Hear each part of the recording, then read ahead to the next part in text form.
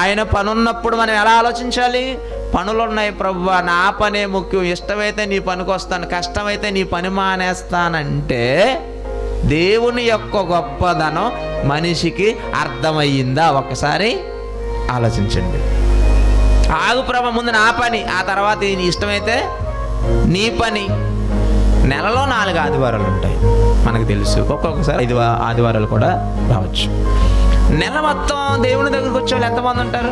ఒకసారి దైవజనులు ఒక అటెండెన్స్ పెట్టి టిక్ కొట్టామనుకోండి, ఖచ్చితంగా 2 వారాలు వస్తే 2 వారాలు ఏం చేస్తాడు? ఆబ్సెంట్. ఎందుకంటే 2 వారాలు ఎక్కువ అనుకుంటాడు. 2 వారాలు కనపడడం ఎక్కువ ప్రభు అనుకుంటాడు. ఎందుకంటే నేను ఎవరన్నా తెలుసా? బిజీ మ్యాన్, బిజినెస్ మ్యాన్ అంటాడు. బిజీ బిజినెస్, మాట్లాడితే వ్యాపారం, మాట్లాడితే లాభం, అంతేనా? మనిషి అంటే మనిషి ఎలా మారిపోయాడంటే, దేవుడు గొప్పవాడని ఒక నోటితో పాట పాడతాడు, దేవుడు గొప్పవాడని ఒక నోటితో ప్రార్థన చేస్తాడు, కానీ హృదయంలో ధనమే గొప్పదని చోటిచ్చాడు.